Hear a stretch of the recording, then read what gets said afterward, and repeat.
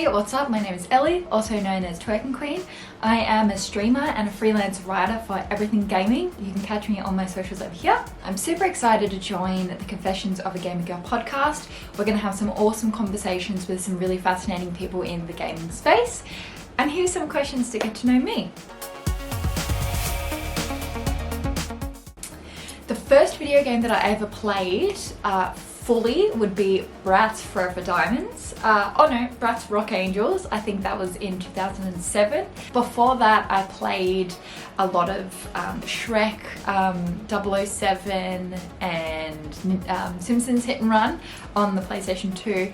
I didn't finish any of them because I was quite young, but the first one that I remember finishing completely from start to finish was, Bratz Rock Angels. The impact that it had on me was just something that I found an amazing hobby, essentially. I found something that takes you out of reality, and it's something you can play for an hour or two a day and just control the little world that you're living in and pretend to be somebody else. And I think it's a bit of fun for escapism. So that just kind of spurred me to continue gaming, because it was, you could live in these different worlds.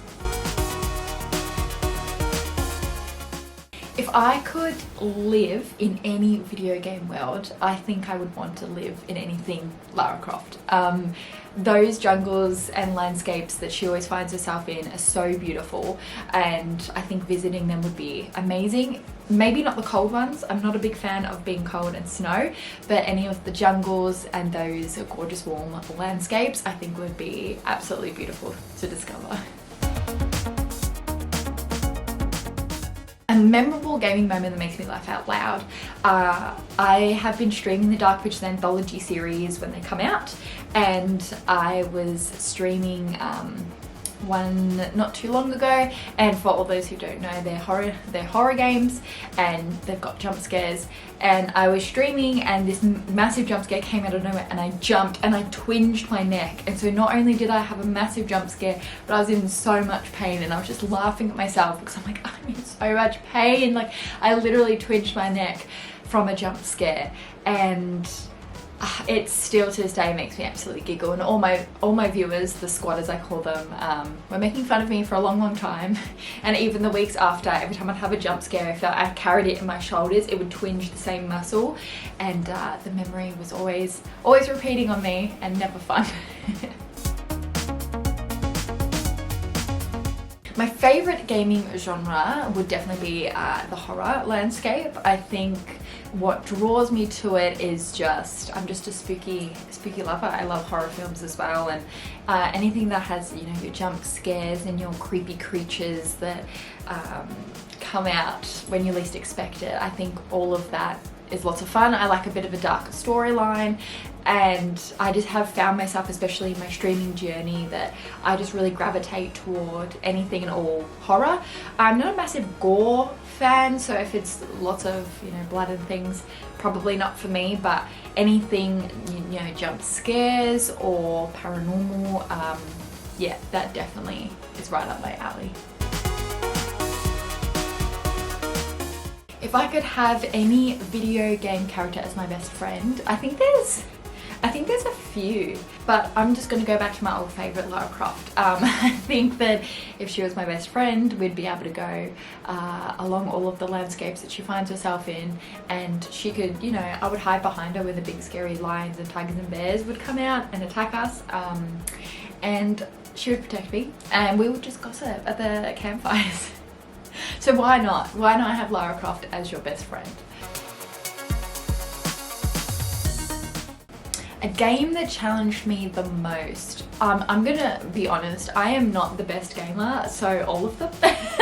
I really struggle with a lot of tricky combat, anything that you kind of have to button mash or remember combos. I really struggle with that. My most recent thing that I'm struggling with, I'd probably say, would be God of War, and that shouldn't even be anything all that tricky, but it has been. I definitely had to lower the difficulty, and you know what, as embarrassing as it feels like it is, I think that there needs to be more space for people to be able to be like, you know what, I'm not that good of a gamer, even though I've been gaming for 20 years now. I'm not that good, and I'm just gonna adjust the game to make sure I'm still having fun. What is my favorite part of my setup? That's a good question, because I kind of have two setups. I have the setup behind me, which is my PC setup, and then I have my console setup, which I have in my lounge room, so I can be comfortable either way. I think that my favorite part of the setup is the duality of it. I'd say the flexibility. I can play my favorite games on my computer if I would like to, as I have the PlayStation app that allows me to play it remotely. I also can play things more on the couch when I'm feeling more comfortable, and I think just that flexibility is really handy, and it's really awesome. So if I want to play on the computer, any of my PC games I can, anything that I have on my PlayStation I can also play.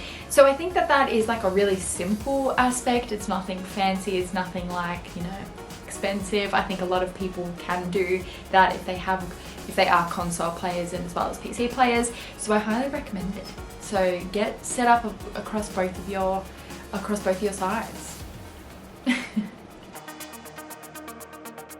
A game recommendation I think every gamer should try. I would go throwback Until Dawn.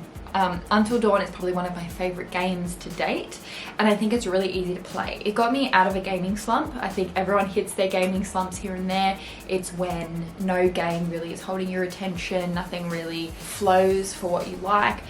Until Dawn's really fun because it's a choice decision game, and so not everyone is going to have the same experience. There's so many different endings, there's so many different characters that you can play as, and it's really good for any skill level because there's not a lot of aiming, there's not a lot of running, not even a lot of combat either.